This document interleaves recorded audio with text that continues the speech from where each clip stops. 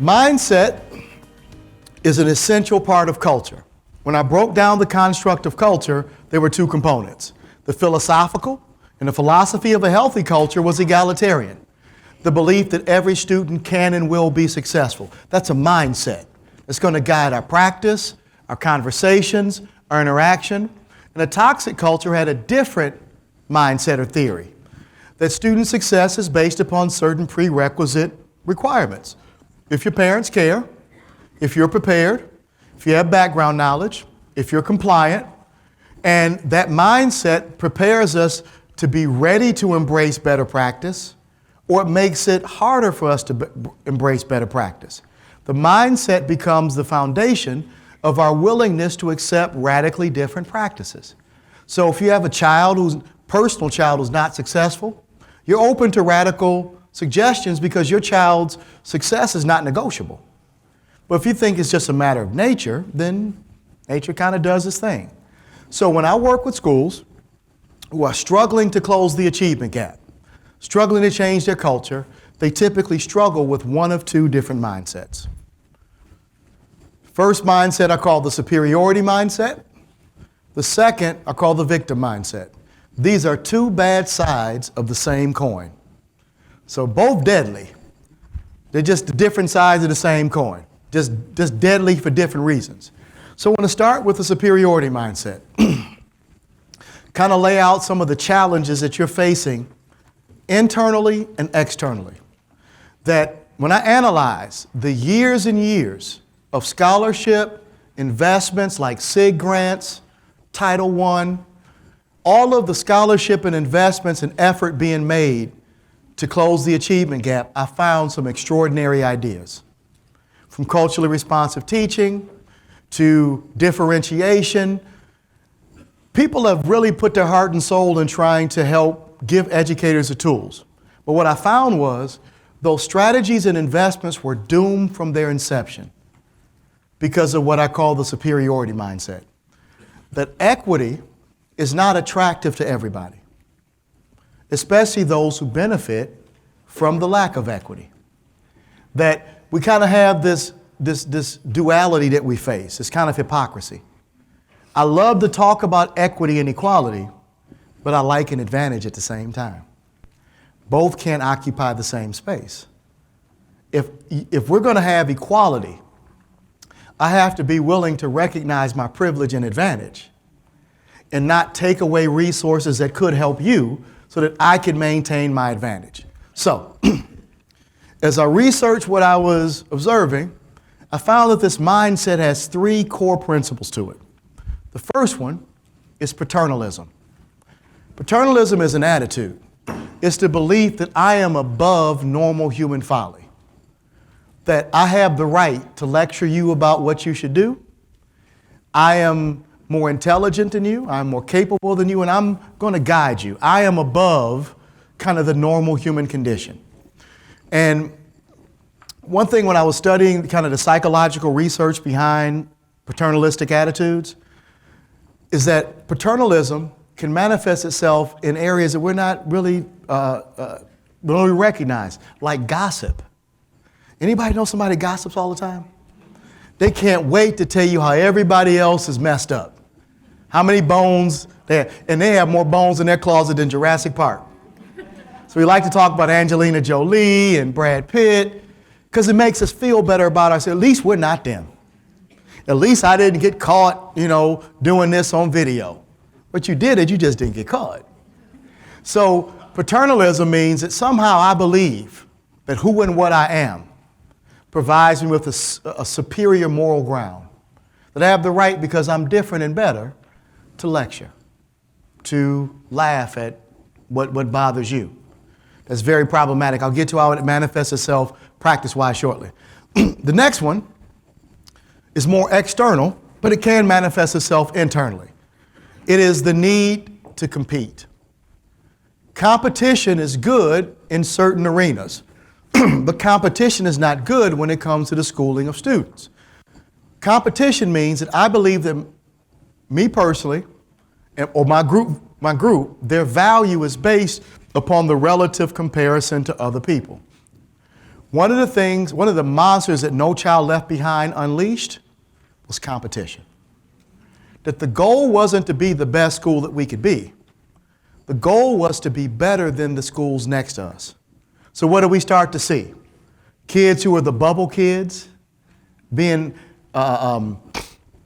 counseled into taking alternative classes, or frustrated into dropping out, or being kind of have a sacrificial lamb school in the district. We send all the kids we think they can't pass or graduate so that all the other schools are drained. Why? So our district looks better. Well, there's a historical incident that I document in the book, Overcoming the Achievement Gap Trap, that I think that really encompasses this. State of Texas, 2008. State of Texas tried a very, very progressive experiment. They started with 8th grade math on what they call the TAX test. It's the STAR now, but it was a TAX back then. Texas Assessment of Knowledge and Skills. Here's what the state tried. They took all of the 8th graders in the state of Texas, and they gave them their state math exam in December. Just 8th grade math. Then they gave schools feedback by late January. Kids take it in December, feedback by January. The school or the students who met the standard of proficient or above did not have to retake the exam. You're safe. You could take it again if you like, but you're safe. But the kids who did not hit the target, those teachers were given very specific feedback. Anthony got 9 out of 10 right on this strand, but he got 2 out of 8 right on this one. So schools got specific feedback and 4 months to intervene. The kids were retested in May, and the combination of correct answers constructed the student's aggregate score. Can anybody give me your theory about what happened to aggregate student proficiency in Texas in 8th grade math, 2008, given those methods? Because that kind of sounds like PLC to me. Did it go up, down, flat? What's your theory? It went up drastically. Why? Because they were clear on the targets. They assessed them. They gave them feedback, and they got a chance to set up an intervention because of the feedback. It was so successful that there was no real statistical variance between the achievement in districts like Highland Park and the Woodlands compared to districts like Dallas ISD, Lancaster, Houston, Galveston. They should have thrown a ticker tape parade in downtown Austin. Why? Because what had Texas just done? Closed the achievement gap in 8th grade math. That should have been a day to celebrate. They should have had, cars and floats and, the country should have cheered. Now, based upon kind of what we understand about a hierarchical society, do you think they had that ticker tape parade? You think everybody was happy? What areas do you think that weren't real happy about those results? Because doesn't our mission statement say we want every child to achieve highest level, blah, blah, blah, and you did it. Yay! What districts do you think were disturbed? Highland Park, the Woodlands, Frisco, and it's documented in campaign contributions. They sent lobbyists in droves to Austin, led by the real estate lobby. Why in the heck would the real estate lobby be concerned about 8th grade math scores? They said, how can we charge 6 times what this house is worth if we can't prove that moving into this community is an advantage over being in another community? The reports of the investments in the education committee's PACs and political coffers blew up when that happened. Can anybody guess what happened the next year? Do you think they expanded it? It's like, man, this worked so well. We're going to do English. We're going to do science. Can anybody guess what happened? They eliminated, and what was the rationale? Too expensive. The same time they signed a $4 billion 10-year deal with Pearson to revamp their test from TAKS to STAR. What happened? Everybody was comfortable talking about the achievement gap as long as they weren't at the bottom. And then once that happened, there was some renegotiation in smoky rooms, the manipulation of law. So here these poor, they didn't even have a chance. That the same society that said we believed in equality used resources and influence to manipulate inequality. When I get to the liberation mindset at the end, I'm going to challenge you with one of the components of the liberation mindset called advocacy. Now, obviously, I would have, if I had an opportunity to confront these people, I would have a bone to pick with these affluent communities who work to put other communities at a disadvantage. But guess who else I would have an issue with? The people in Houston, Dallas, Galveston. If you don't take responsibility for your own community's growth and you sit around like a corpse waiting on somebody to operate on you, you can't get mad. If somebody wants to hurt me, that's their problem. If they have the ability to hurt me, that's my problem. So I can't control your thoughts, but I can at least fight back. What were the voices from the people in Houston? Saying, you know what, don't get rid of this. We vote too. We have influence too. So schools can't sit back like passive groups and individuals and just let people do stuff to you. You got to speak up because that need for competition placed schools in a precarious situation. Competition is healthy till your need for competition hurts other people. Now it's become corrupt. So I'm going to put you at a disadvantage so that I can have an advantage. That is the very definition of corruption. Let's go to the third component. This is one that is more internal. It's one you'll see more among those who work in struggling schools. It's standard bearing. Standard bearing is the belief that my construct, the way that I view the world, is the best and only way to view reality. And I'm going to judge your actions, your behaviors, how you behave, all based upon my definition of what progressive is. Let me give you an example. One of the things I'd like to address and kind of get this elephant out of the room is that we have a lot of conversation about racial and ethnic achievement gaps. If you're really curious about where that comes from, it really comes from standard bearing. That we live in a post-colonial, post-imperialistic society. This country was established by people who were coming from another continent, Western Europe in particular, and established Western European norms in somebody else's land. I see the same thing when I go to Australia, Canada, the Caribbean, Central and South America. So imperialism was about taking my values, establishing military dominance, and the imperialistic process was after military dominance, establishing what? Cultural dominance. So what I believe is refinement, you have to accept as refinement. What I believe is civilized, you have to accept as civilized. And oftentimes it was done at the other end of a gun. So how come I can go to Australia and speak English to Australian citizens? Because the British beat me there. How come I can go to Canada and talk to Canadians in English? British beat me there. How come I can go to Spanish and converse with, go to Mexico and speak with those who are Mexican citizens in Spanish? Who beat me there? The Spanish. So what we consider mainstream is a post-colonial version of Western European values. And nobody ever questions it. It's just considered mainstream.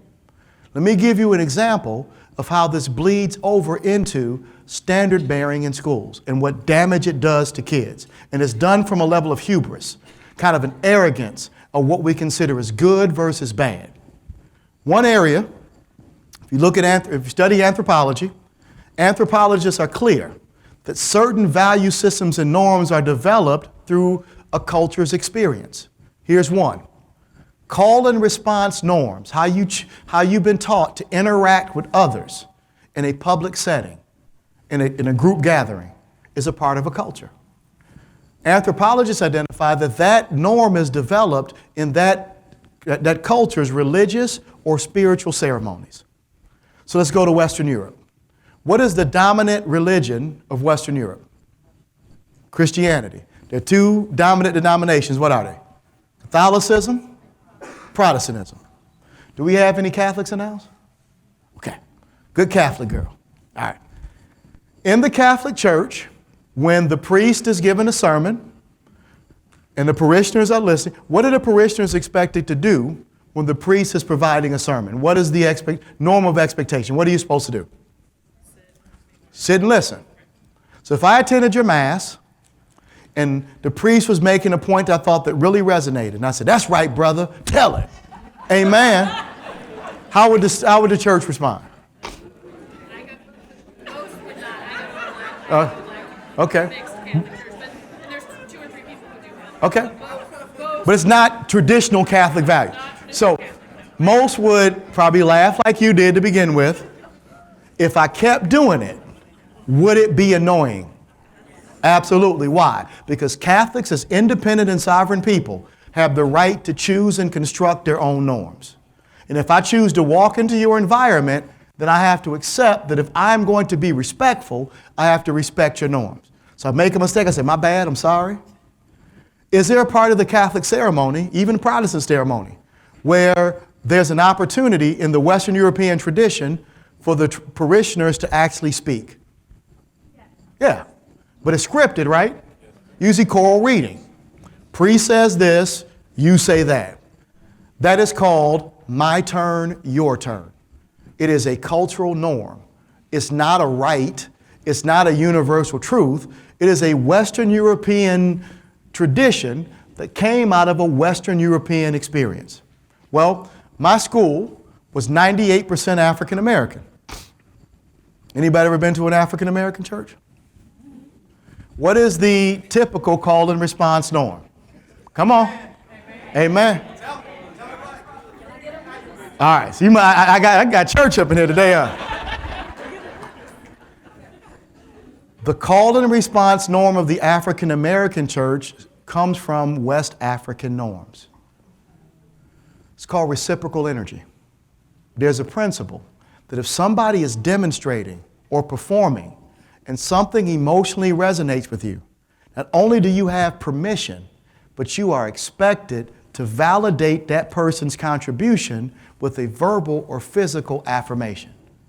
If you've ever witnessed West African dancers, the audience is as involved as the dancers. The theory is if you're giving out good energy and it resonates, what do I owe it? What I owe you?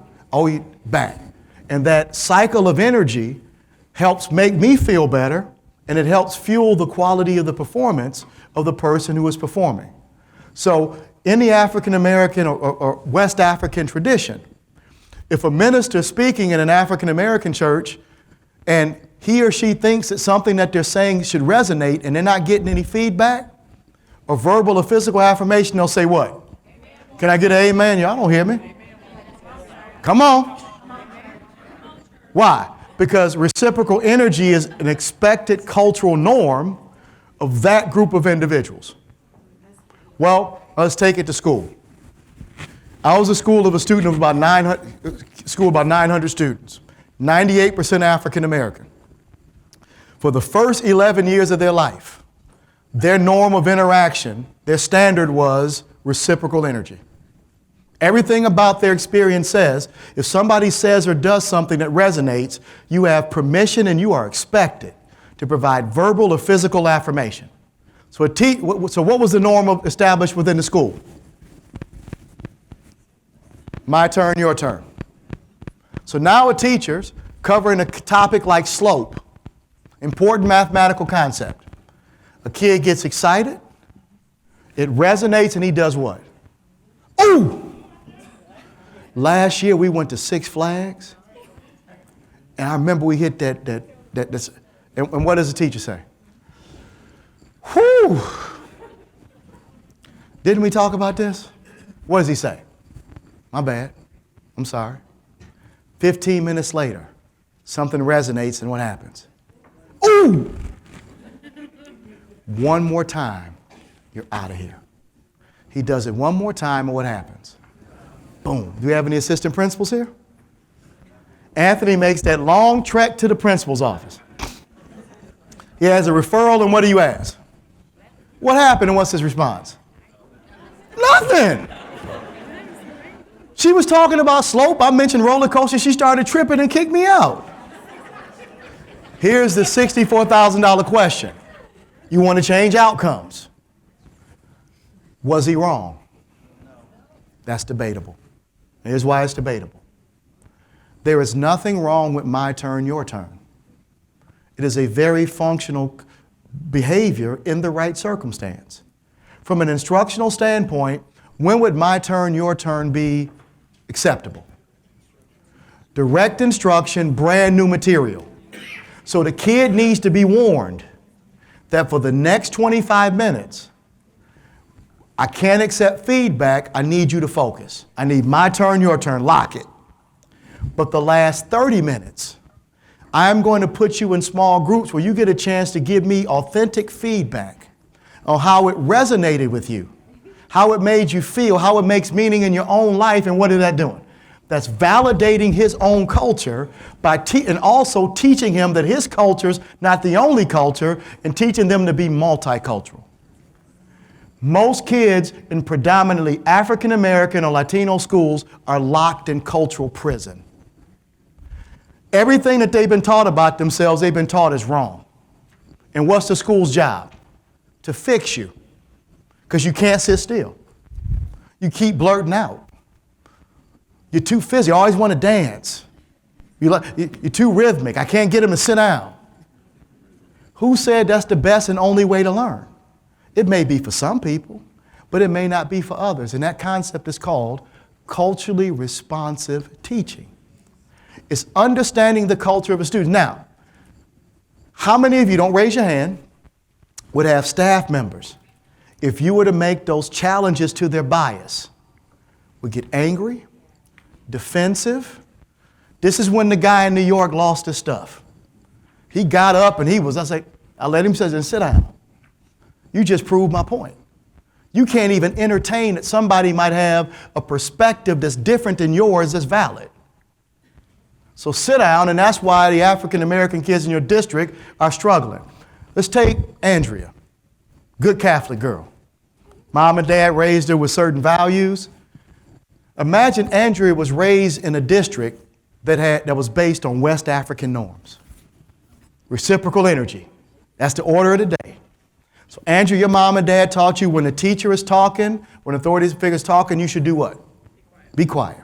So these others, their home culture matches the expectations at school. So we're in kindergarten, we're doing rhythmic stuff. They give me feedback without raising a hand, and I'm giving them high fives. And Andrea, what'd your mom and dad say? Sit there quiet. Could you imagine as early as kindergarten, your teacher saying, Andrea? I'm really weird. My mom grew up in the Bronx, and so she taught in Harlem, so I'm really like, okay, but we're going to put you in. We're going to stereotype. A big boogie, okay. But the typical Catholic dorm, okay. So, Andrea, I'm so not typical.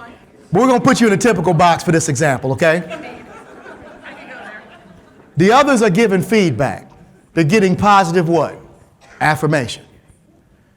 What if, starting as early as kindergarten, the teacher isolated Andrea and said, Andrea, I don't know where you came from, but in this school, when I say or do something that resonates with you, I expect feedback. Look at the rest of these kids. And I'm tired of you sitting here looking at me stoically with your pencil out. You don't give me any feedback. You kind of give me this blank stare. You keep it up, you're out of here. Who could imagine the deep values taught to you by your parents since you were little? To walk into a school system and be told that everything that you were taught was normal was wrong. Can I give you one more example and we'll move to some deeper? One of the things, amen, all right, good, that means it's okay. Another thing I'd like for you to take a look at, there's actually a book called The School Uniform Movement. School uniforms in public schooling became very popular post-2002. Anybody know what bill was signed into law in 2002? No Child Left Behind. And what was the game? You better show aggregate achievement or you're in trouble. With a population, many people didn't know how to serve. So the belief was, if we can start to manipulate some of the cultural norms, we might create a better connection and kids would be more compliant. They would be in line. It's called the School Uniform Movement. You should read it. It's a sociological study. The number one policy change in American public schools between 2002 and 2010, with a population of 40% minority and above, and or 40% student poverty and above, were school uniforms. Blue pants, white shirts, khakis, blue shirt, that if we can all make them dress in a uniform fashion, that we can control for other variables. I work with schools with dismal literacy scores, dismal math, and the brightest idea in the room is about their pants and their shirts. Go read the research on the correlation between dress and achievement, dress and behavior. This is zero. It has no impact whatsoever. The impact comes from other things that we do. So, did you know anthropologists have identified that color schemes with dress and expression come out of the climate and agriculture of that particular environment? Who's ever been to London? Describe the climate and the agriculture from a color scheme. Gray, tan, beige, because you look at the wheat and the rolling fields. You don't see a lot of greens or indigos or golds because those are products of a tropical region. So what is considered business appropriate colors in post-colonial societies? Black, navy, gray. I wonder where that came from. Who's ever been to the Yucatan in Mexico or West Africa?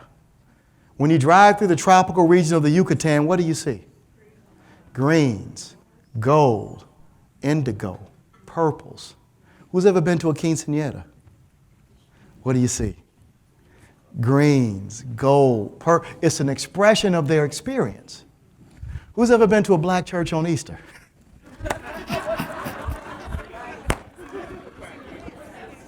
Woo! So what does the school even try to manipulate? The colors that you wear. Blue pants, white polo shirts, navy. Those are cultural expressions. The kid has natural inclinations towards brighter, more vivid colors. They can't even express that at school. That's why we call it the school to prison pipeline. They are being prepared in school for incarceration and control when they're adults. That's standard bearing. And if a school carries that mindset that there's something wrong with you and my job is to fix you, I can never develop the level of respect necessary to implement research-based practices because I think I'm doing you a service just by civilizing you. So, we are going to do an activity, and I'm going to show you some photos. When I show you these photos, what I like to do, I like for you to rate these photos by how much they personally bother you. I'm going to test your mindset. A 1 is a, I'm not really that moved. A 5 is an, oh my God. So we got it? 1 is what? 5 is what? Oh my God. And we have the range in between. Don't share your answer. Just write your answer by the picture. And then we're going to do an activity where you share your answers. Right now, you just privately write down how you rate this. You ready? Let's go to photo number 1. 1 to 5.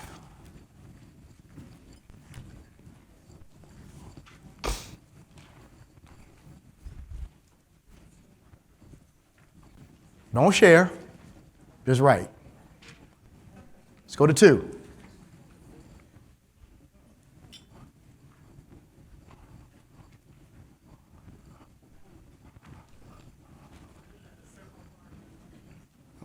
Interpret it any way you'd like. However you want to rate it. I'm not going to guide you at all. Let's go to photo number 3.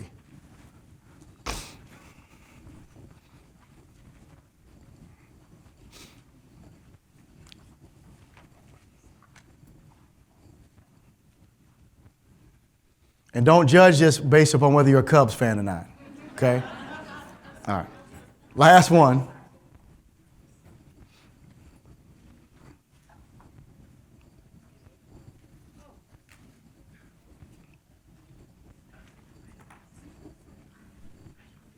What I'd like you to do is turn to your neighbor, and I want you guys to share how you rated each photo and why you rated it the way you rated it. Okay? Take about 6-7 minutes. I wanted to give you insight on why I asked you to do this. Your answers really aren't important to me. I wanted you to test your thinking and why you viewed it the way that you viewed it, to check your mindset. This is a photo of a young woman who's gone crossbow hunting. She's obviously caught or killed an animal as a part of sport, hunting. And I wanted people to take a look at this and compare this or align this with your own value system. There are many students in many schools that are in rural areas where crossbow hunting could be very, very normal. I wanted you to test your level of paternalism. Does your own attitude or your own theory about killing animals for sport, how would that construct a mindset that would help you or help guide how you anticipate level of intellect as you compare it to your own personal value systems?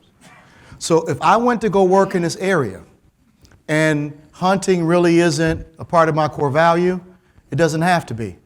I have to recognize that I have to respect the culture of the people that I come to serve. And whether I accept crossbow hunting or not, I do not have the right to start to project my perception about her intelligence based on my own personal theory. So I don't care about your perception about crossbow hunting. I wanted you to have an opportunity to reflect on would that belief interfere with your ability to set expectations for a student based upon how you felt. It's a mindset. And if it does, do them a favor and you a favor. Don't work in that area. Go to California, California rolls and vegan chips, and I'm serious, and you'll do great. But don't go work there. That put them at a disadvantage.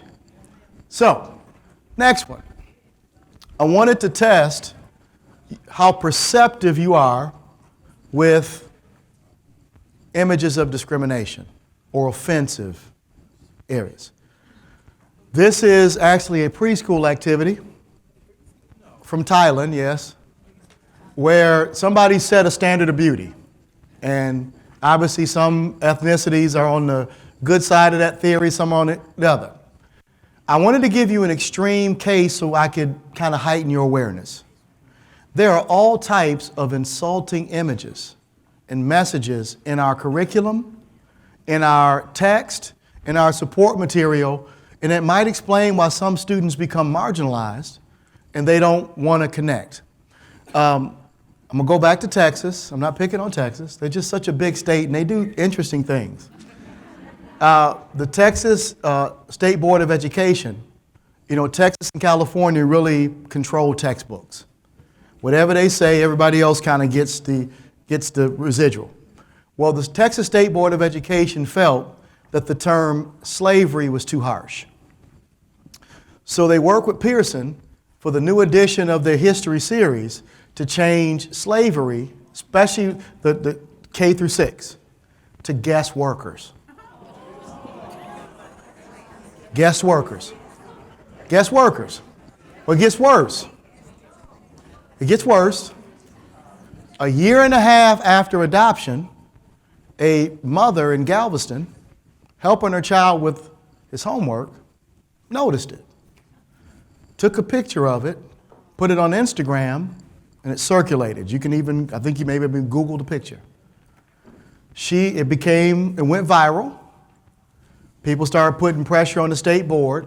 The state board told Pearson, we got to revamp this, and they reissued using the term slavery. Well, I'm not really as upset with the state board as I am of all of the thousands of teachers in Texas who taught from that text, saw that very significant and insulting change, and it didn't raise anybody's flag. So I wanted to give you an extreme example for you to think about all of the images, support material, curricular focus. Our history has a protagonist and an antagonist in almost every scenario. Who's our protagonist? How does it affect people that we say are the antagonists? I do a lot of work on Native American reservations. I've seen very few texts speak favorably of the suffering and the position of the Native American people. What about looking from at an issue like enslavement from multiple perspectives? How did it affect Native Americans? How did it affect the economy of the colonies? How did it affect life in West Africa? When family members were taken away and never to be seen before, what did that do to the culture of West? We never even asked those questions because our text and curriculum is so biased that it doesn't even register in our consciousness. So I wanted to slap you in the face, not literally, but with that. So you would start to reflect, maybe some of our kids who aren't achieving, maybe they have a beef with our curriculum. Their images, how they're represented, and we're not even aware. Let's go to the next one. Obviously, this is the symbol of the Cleveland Indians, the team that blew a 3-1 lead in the World Series and gave the Cubs their first win since, I believe, Columbus landed. How many years has it been since the Cardinals won? The St. Louis Cardinals, like 3 years. Yeah. How many years has it been since the Cardinals won the World Series? About 3-4 years. They win it like every 4 years. He said 2 things. He knows specifically. But anyway, there was a lot of protest about the symbol of the Cleveland, even having an Indian as a mascot. But specifically this caricature. It's exaggerated. Look at the proportion of his teeth to the rest of his head. The stereotypical feather. The bright red skin. And many Native American groups have spoken out profoundly about this, only to have what happen? Nothing. What's been the explanation about preserving the mascot as well as the caricature? It's what? Tradition. So-called tradition. Well, I don't have it today. It's in another presentation where I swap. I show this, and people kind of in the metropolitan Cleveland area in Ohio kind of discount the concerns or the insult of the Native American people for tradition. Then I swap this photo with Colin Kaepernick taking a knee during the national anthem. You think that 2 turns into a 5? Isn't that an extreme level of hubris? That what you value, you think we should do a backflip over? But what other people are insulted by is just tradition and get over it? I work with Native American reservations where they have very insulting images about their culture. And nobody even seems to bat an eye. If it's important to the people that are the learners, it has to be important to us. So as a society, we tend to make value judgments. Well, this is something worth being offended by, but this isn't. Just kind of get over it. That's very paternalistic. And then last but not least, most people do the when I show this. My reaction isn't quite as strong. This is from Chandler, Arizona. It's a group of high school honor students. Their t-shirts weren't supposed to spell that. They were doing a photo shoot for the yearbook, and the asterisks were supposed to be spaces in between words. It was like the best class ever or something like that. They decided after doing a photo shoot that they'd rearrange the letters, and one of the girls took a picture on her camera phone. They thought it'd be funny. And she put it on Instagram. What she didn't realize is on something called the World Wide Web.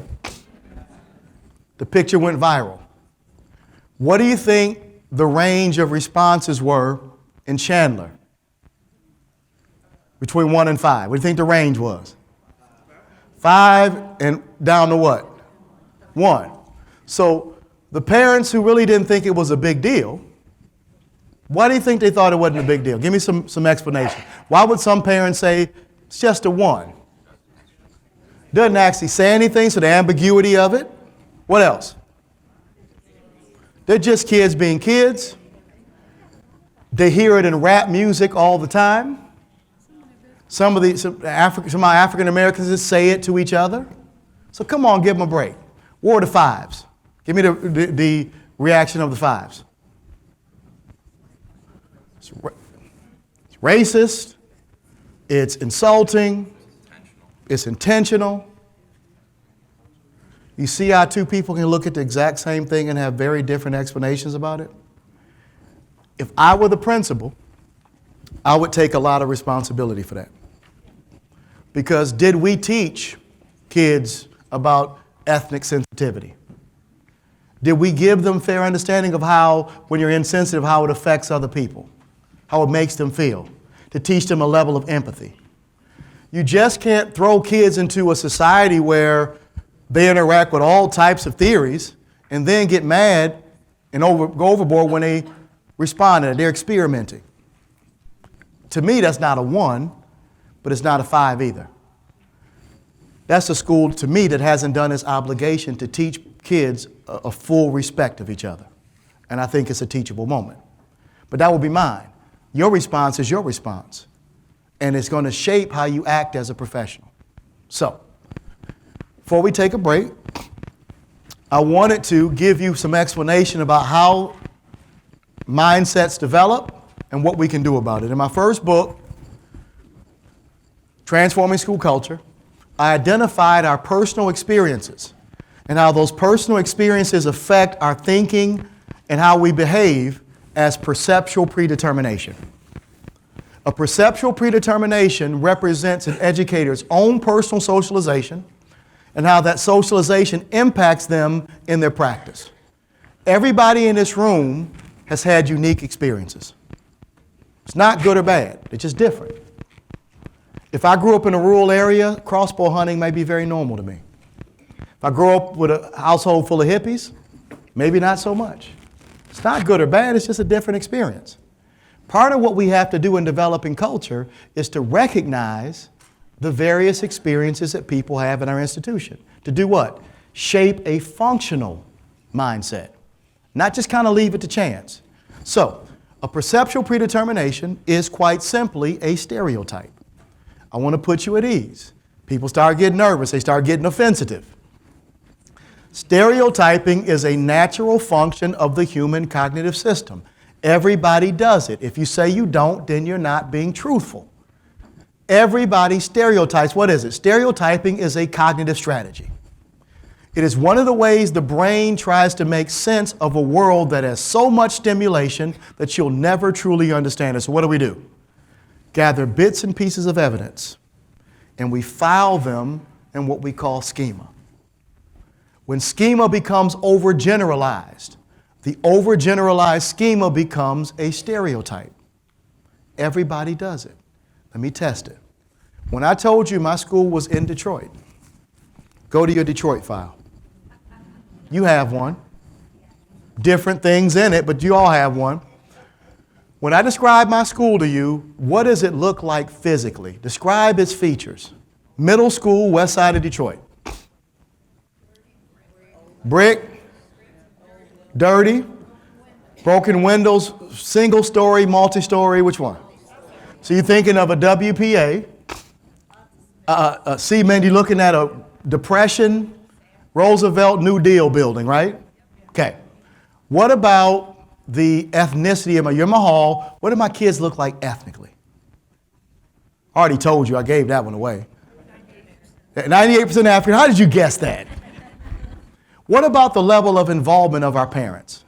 High, low, medium? What about traditional historical achievement? What about my students' propensity towards conflict and violence? All I said was Detroit.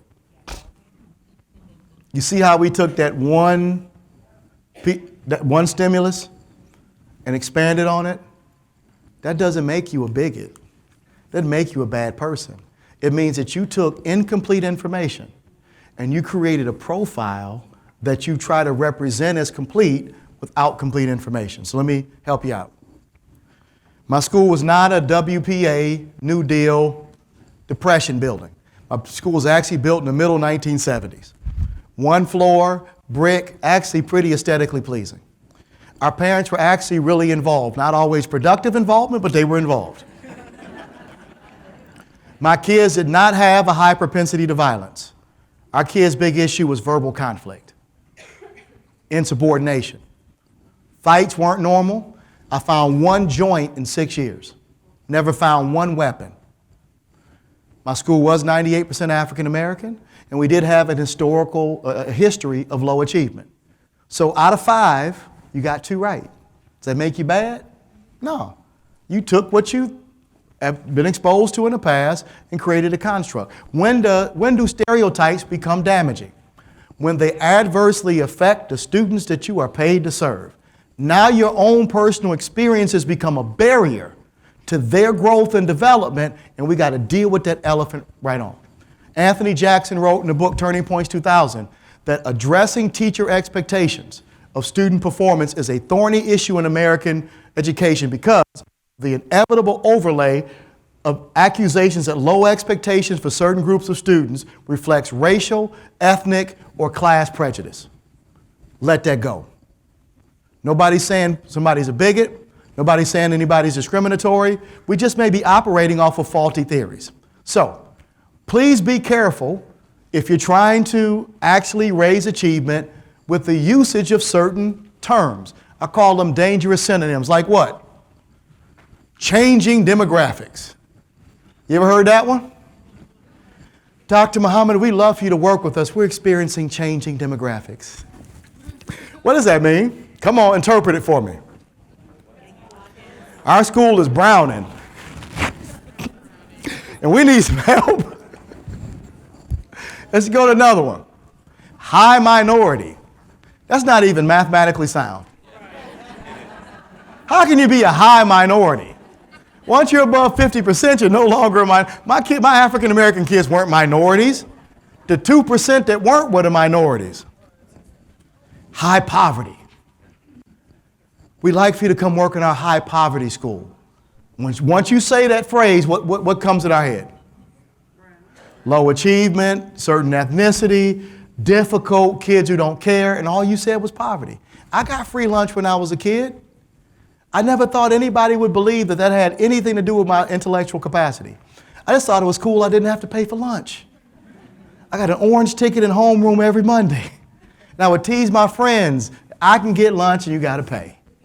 I never thought anybody thought it'd mean I couldn't learn. Special ed kids. Use that term with regular ed teachers when you want to do inclusion. Come on, give me the arguments. We're going to do inclusion. We're going to mix regular and special ed kids. What are the assumptions? What do regular ed teachers assume? Can't teach them. We have to lower the standards. We're hurting the good kids. They've taken their misunderstanding of intellectual disabilities and they projected it into a theory of practice. ELL students. That's a popular one. ELL has become the new politically correct description of Latino immigrants. Yeah. There's more languages than Spanish. You got kids who speak Mandarin. In San Francisco, they're knocking it out of the park. Kids speak Hindi. They speak other languages. In Michigan, we have a district called Hamtramck, a big Polish population. ELL doesn't mean Juan and his family from Nicaragua. So it's kind of an innocuous way of kind of masking a lot of bias with a term that's politically correct. So that means, leaders, you want to deal with this mindset, you're going to have some crucial conversations. You're going to have to deal with the elephants in the room. I want to recommend a book. You might know what that book is called? You're so smart. Crucial Conversations. Crucial Conversations is a book written by 4 Stanford professors. Carrie Patterson is the lead author. These authors' theory is that an organization who is able to effectively conduct crucial conversations, that's the tipping point between being extraordinary and mediocre. That those who do it well, they knock it out of the park. Those who blow it or avoid it, they remain stagnant or they regress. There are 3 components to a crucial conversation. Number 1, conflicting opinions. Could you imagine having a discussion about a group of people about their perception between race and achievement? Do you think that you might get some different opinions? Yeah, it could get contentious.